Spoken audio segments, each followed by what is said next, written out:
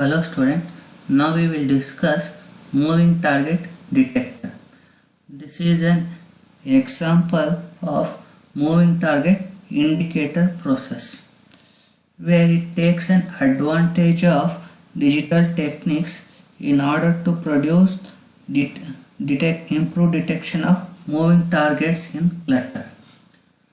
It was originally developed by MIT Lincoln Laboratory for airport surveillance radar, and it will cover the range of 60 nautical mile in air traffic control, and it is operated in the S-band of the frequency range from 2.7 to 2.9 GHz with a pulse width of 0.6 microsecond and azimuth beam width 1.35 degree, and we can rotate the antenna at the rate of 12.8 rotate per minute, and we are using the 8 pulse fast Fourier transform digital filter bank, where each filter it will produce as main lobe as well as the side lobe.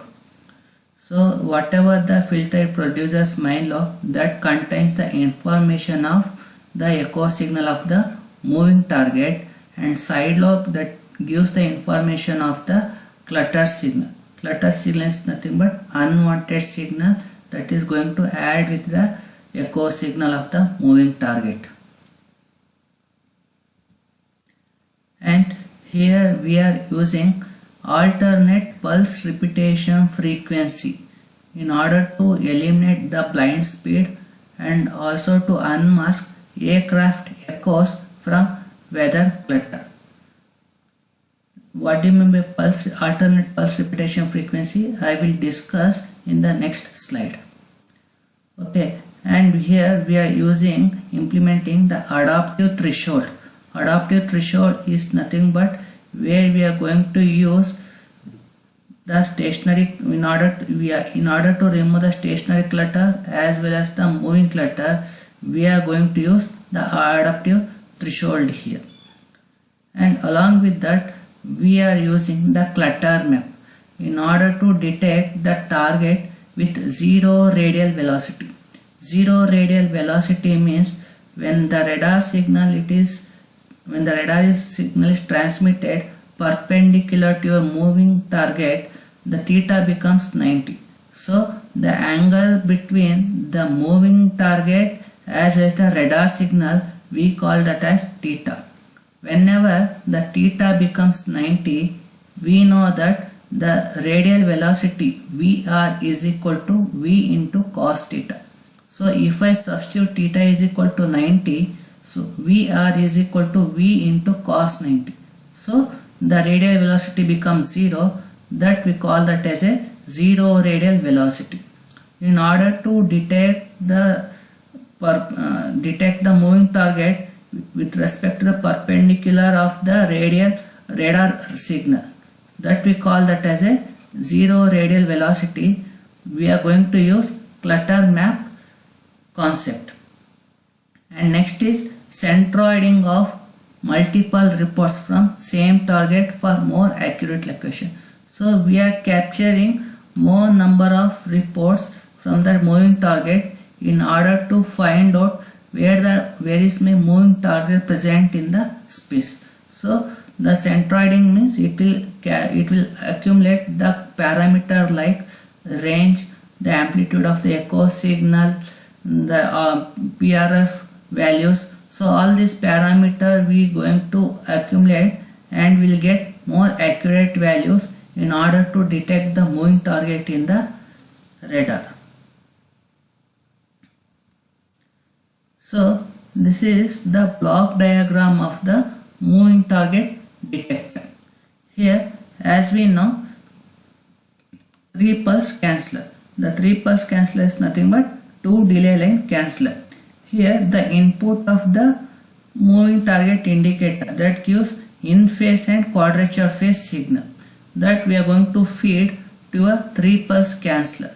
The purpose of the canceller is to discard the clutter signal present in the echo signal, and after that, again, in order to get more accurate value of the receiving of the echo signal, again we are going to pass the signal into a 8 pulse Doppler filter bank. In this 8 pulse Doppler filter bank, it contains the 8 stages of parallel filter.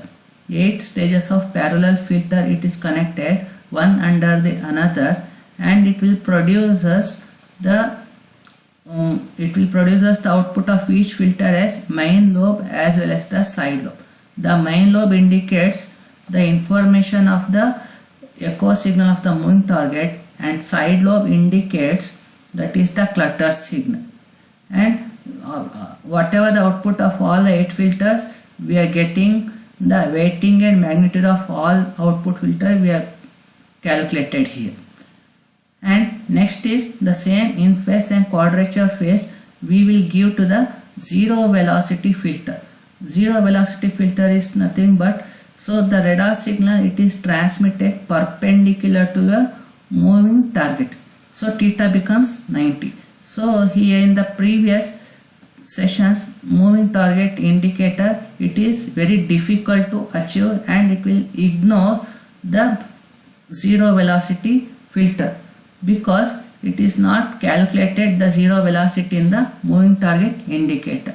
But in the moving target detector, we can achieve that parameter by using the zero velocity filter. So here it will capture the moving target signal and it will pass to a zero velocity filter.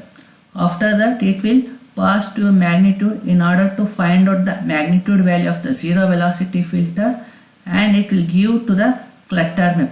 Clutter map is nothing but in order to find out where is my moving target with respect to the perpendicular of the radar signal.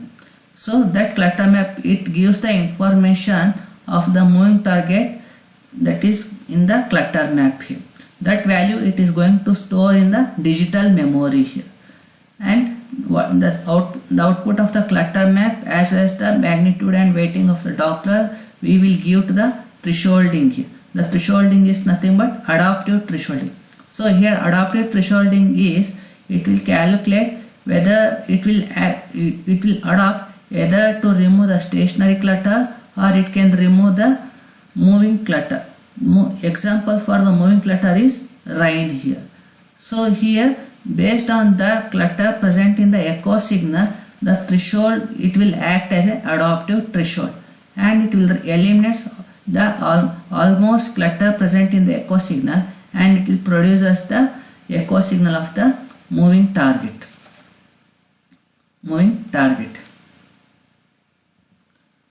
So next is here coherent processing interval. What do you mean by coherent processing interval means? Let me explain.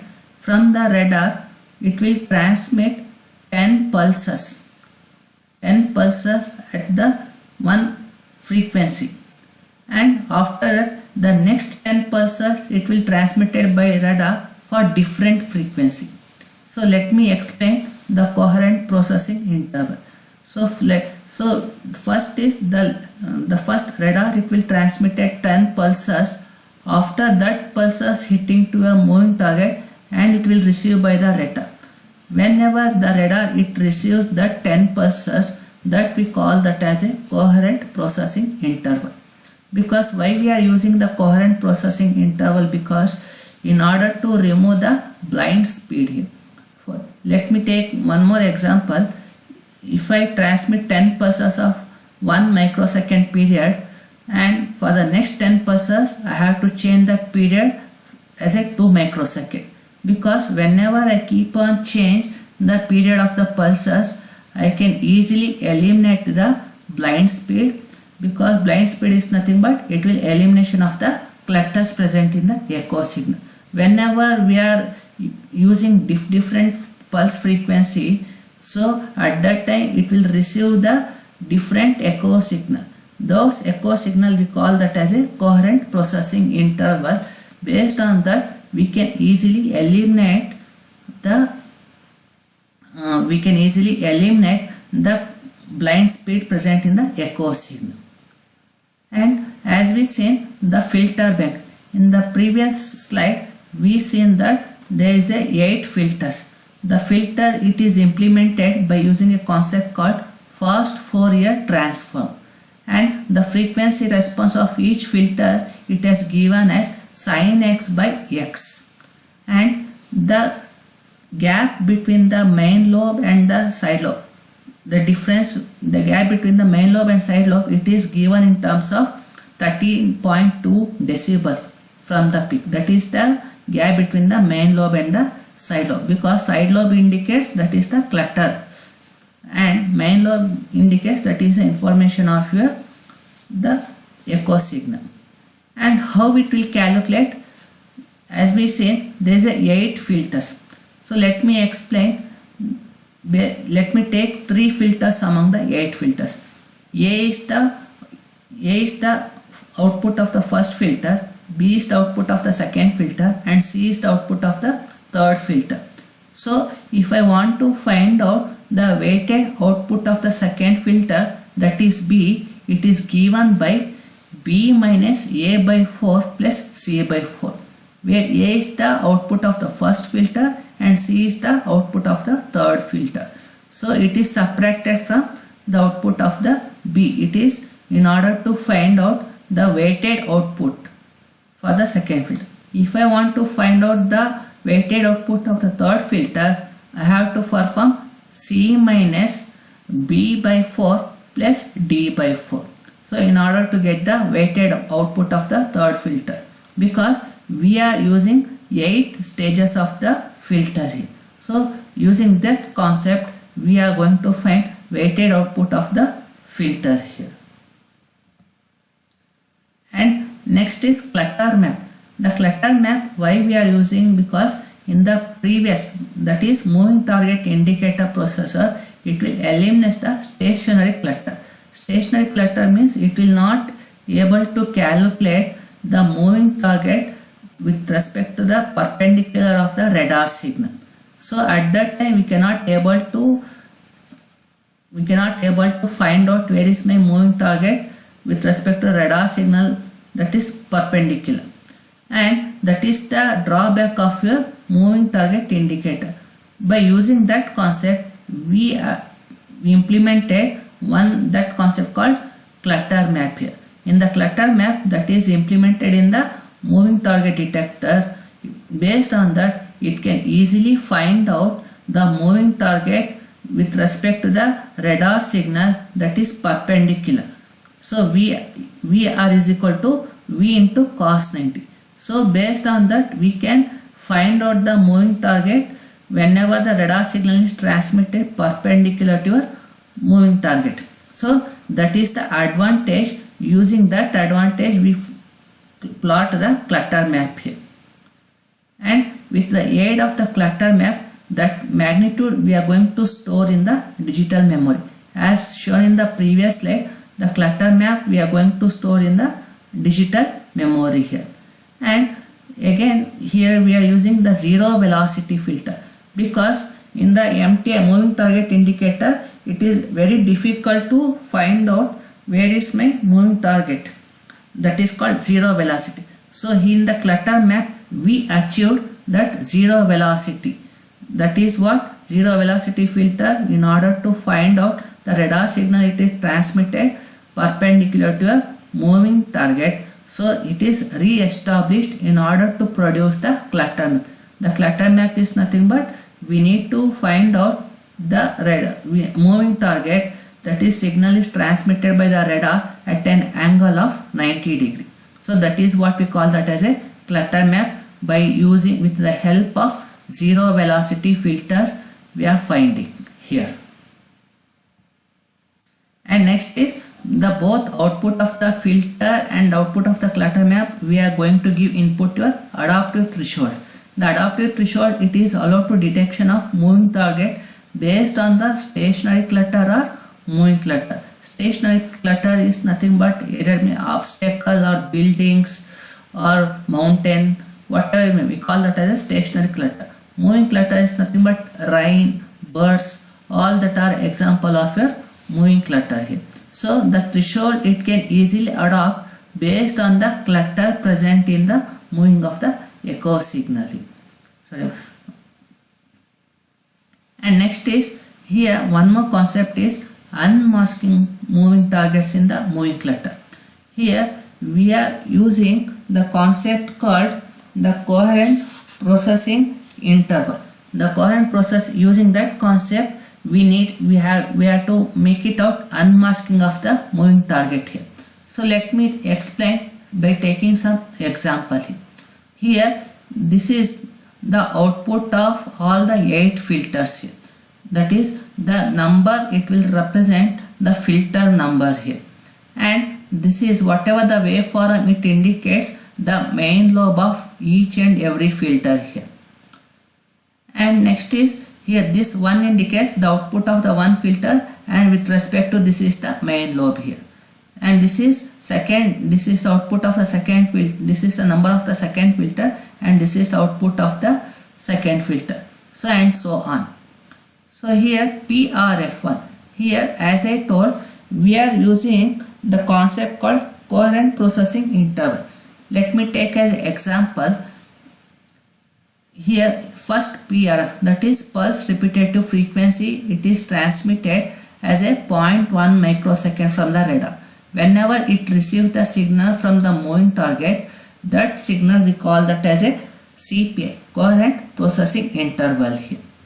And let me assume the aircraft that is present at the filter 7 of the main lobe here, that is represented as a dashed line here.